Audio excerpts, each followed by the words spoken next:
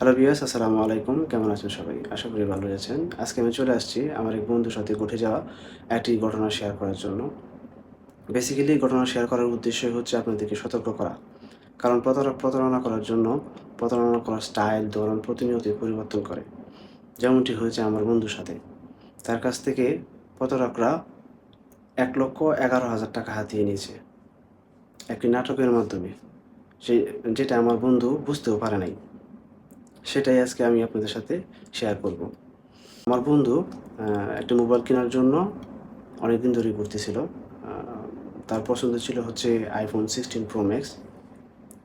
তারপর বিক্রয়.com এ একটি বিজ্ঞাপন পাই, এক ভাই পোস্ট করে। আ ওই বিজ্ঞাপন থেকেই আপনার ঘটনার সূত্রপাত। আমি আপনাদেরকে দেখাচ্ছি। আপনারা স্ক্রিনে দেখতে পাচ্ছেন এবং গত এপ্রিলের 17 তারিখে এটি পোস্ট করে। এটির উনি দাম দিয়েছিল ৳১,১৭,০০০। যাই হোক, পরে উনার সাথে WhatsApp এ কমিউনিকেশন করা হয়। আমি সেটাও দেখাচ্ছি। আপনারা দেখতে পাচ্ছেন, এটা হচ্ছে তার WhatsApp নাম্বার। আমরা যদি একটু নিচের দিকে যাই, ফোনের যাবতীয় অ্যাক্সেসরিজ থেকে শুরু করে সবই উনি পাঠিয়েছেন। ওকে? এখানে ফোনে IMEI থেকে শুরু করে আ ব্যাটারি ব্যাকআপ সবই পাঠিয়েছেন এবং ভিডিও করেও পাঠিয়েছেন সবকিছু। আপনারা দেখতে পাচ্ছেন। WhatsApp এ কমিউনিকেশনের মধ্যে সবই আছে এখানে। আ এক পর্যায়ে ওই ফোনের দাম নির্ধারণ করা হয় ৳১,১১,০০০। দেন পরে আমার ওই ফ্রেন্ড বুকিংয়ের জন্য ৳১০,০০০ তাকে নগদের মাধ্যমে সেন্ড করে। ওকে, এইখানে দেখেন, এই যে এইখানে আ ৩ বার তার সাথে ভিডিও কলে কথা হইছে। আ ভিডিও কলে কথা হইছে, ফোন ওনারে দেখাইছে। দেন ওর ফোন পছন্দ হয়ে গেছে। আ পরে হচ্ছে ওকে টাকা পাঠানো শুরু করে আরকি। তারপর যিনি বাটপারি করছে বাটপার, ও আ পাঠায়ে যায়। ৳১০,০০০ তাকে অলরেডি পাঠায় দিছে। এখন সে পাঠায়ে গেছে ওই ফোনটা বুকিং করার জন্য। ওকে, ফাইন। দেন পরে আচ্ছা, এই যে এইখানে আসেন। এইখানে আ সে বলতেছে যে এটা হচ্ছে পাঠাওয়ের অফিসের নাম্বার আর এটা হচ্ছে ম্যানেজারের নাম্বার। তাকে কিন্তু আমার ফ্রেন্ড বলে নাই যে আমাকে পাঠাওয়ের অফিসের নাম্বার দেন অথবা আ ম্যানেজারের নাম্বারটা দেন। আ কারণ এই পাঠাওয়ার অফিসের যে নাম্বারটা আছে, এই নাম্বার থেকেই তার এখানে অ্যা ওই বুকিংয়ের কনফার্মেশনটা আসছিল। বাট এটা কিন্তু সে আগে থেকেই আ মানে প্ল্যান করেই কিন্তু ওরে এটা পাঠায়া দিছে। যাতে করে সে মানে বুঝতে না পারে যে এই এসএমএসটা কোথায় থেকে আসছে। ঠিক আছে? এই যে এখানে সে পাঠায় ওই নাম্বার থেকে তার এখানে এসএমএস আসছে। তারপরে এসএমএসে যে লিঙ্কটা ছিল ওই লিঙ্কে ক্লিক করে দেখে যে পাঠাও থেকে তার নামে একটি ফোন বুকিং করা হইছে। এখানেও ফোনের যাবতীয় IMEI নাম্বার থেকে শুরু করে মডেল সবকিছুই দেওয়া আছে। তো এখানে তো বিশ্বাস করাই যায় যে আমার ফোন আসতেছে। ওর সাথে আবার কমিউনিকেশন হচ্ছে এরকম, "আসসালামু আলাইকুম ভাই। বাসায় তো বড় গ্যাঞ্জাম লাগিয়ে রেখেছি। আ সবাই টেনশনে আছে। আ আমাকে সবাই বকাবকি করছে সারাদিন। সকালে টাকাটা দয়া করে পাঠিয়ে দিবেন।" এটা আমার ফ্রেন্ডকে বলতেছে, হ্যাঁ? যে তার কাছে ফোন বিক্রি করে সে তো বাসায় অনেক প্রবলেমে পড়ে গেছে। যাই হোক, এখন সে কেন টাকা দেয় নাই বা দিতে পারে নাই বা দিচ্ছে না সেটা আমার ফ্রেন্ড তাকে বড় একটা এসএমএস এর মাধ্যমে জানাইছে যে আমার কার্ড ব্লক হয়ে গেছে। চেক পাঠাইতে বলছিলাম, বাসা থেকে এখনো পাঠাই নাই, ইত্যাদি, ইত্যাদি। যাই হোক, পরে আ ওর এনআইডি কার্ড চাইছিল। ওর এনআইডি কার্ড দিছে। পরে আবার সে বলতেছে, "ভাই, আ বাসায় তো চিল্লাচিল্লি করতেছে। আপনি দেখতে পাচ্ছেন এসএমএস গুলা। এসএমএস গুলা পড়ে নিয়েন। তাহলে আপনারা ক্লিয়ারলি জানতে পারবেন যে এক্সাক্টলি ওর সাথে কি হয়েছিল।" আচ্ছা, পরে আ তাকে আরো ৳৭,০০০ পাঠানো হয়। এরপর হয় ৳১৭,০০০। আচ্ছা, এই যে এইখানে দেখেন তারা টাকা পাঠাইছে হচ্ছে ১০,০০০, ৭,০০০, ৮,০০০, ১৫,০০০। ঠিক আছে? আ এটা হচ্ছে আপনার মঙ্গলবারে। মঙ্গলবারে তাকে ৳৫০,০০০ দেয়া হয়।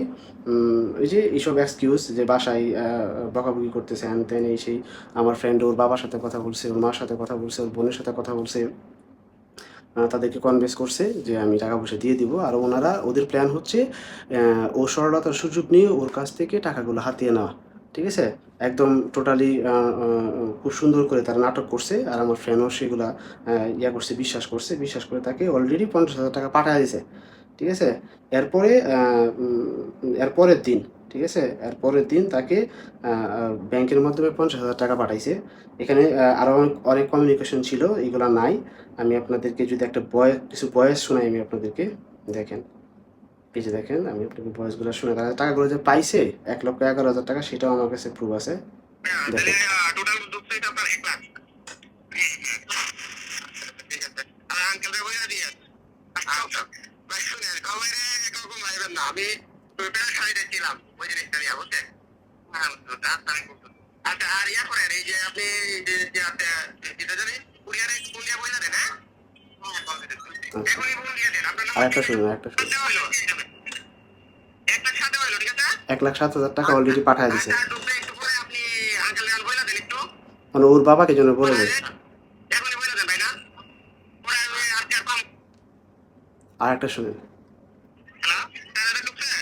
পরে আবার 4,000 টাকা পাঠাইছে, 4,000।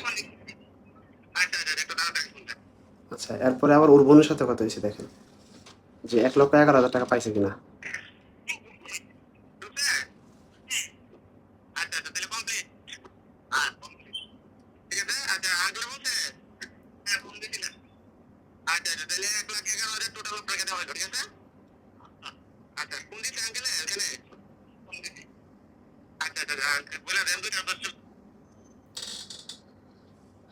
ওকে, তাহলে চিন্তা করে দেখেন তার সাথে তারা নাটকটা কিভাবে করছে। মানে সে বুঝতেও পারে নাই তার সাথে এরকম একটা অভিনয় করে তারা টাকাগুলো হাতিয়ে নিছে। এখানে লোক ছিল সম্ভবত ৬ থেকে ৭ জন। তার বাবা, তার মা, তার বোন, আর হচ্ছে পাঠানোর লোক ছিল ২ জন। একটা হচ্ছে ম্যানেজার, আরেকটা হচ্ছে যিনি রিসিভ করে তাকে প্রোডাক্টটা মানে ঢাকাতে তার বাসায় পৌঁছায় দেওয়ার কথা ছিল। ম্যানেজারের সাথে কথা হইছে, যিনি ফোনটা রিসিভ করে তার বাসায় দিয়ে যাওয়ার কথা তার সাথে কথা হইছে। প্লাস হচ্ছে তারা অফিসিয়ালি যেভাবে ক্লায়েন্টের সাথে কথা বলে ঠিক সেইভাবেই তার সাথে কথা বলছে। বুঝতেই পারছেন আপনারা যে সে কীরকম একটি প্রতারকের হাতে পড়েছিল। অলরেডি সে প্রতারিত হয়েও গেছে। যাই হোক, পরে আমরা সকল তথ্য প্রমাণাদি হাতে নিয়ে থানায় যাই, মামলা করি। মামলা করে আমরা চেষ্টা করতেছি টাকাগুলো উদ্ধার করার জন্য। মামলার প্রক্রিয়াধীন আছে। সকলে দোয়া করবে প্রতারকদেরকে আমরা ধরতে পারি তাদের এবং টাকাগুলো উদ্ধার করতে পারি। জানি না আসলে এই টাকাগুলো উদ্ধার করতে পারবো কিনা, আমরা চেষ্টা করতেছি। যাই হোক, আপনারা সকলেই সতর্ক থাকবেন, লেনদেন করবেন দেখে শুনে বুঝে। এরকম ঘটনার সম্মুখীন হলে আপনারা আরও যাচাই বাছাই করে দেন টাকা পয়সা লেনদেন করবেন। প্রয়োজনে যাবেন, গিয়ে দেখবেন, দেখে আপনারা লেনদেন করবেন। সকলেই ভালো থাকবেন। আসসালামু আলাইকুম।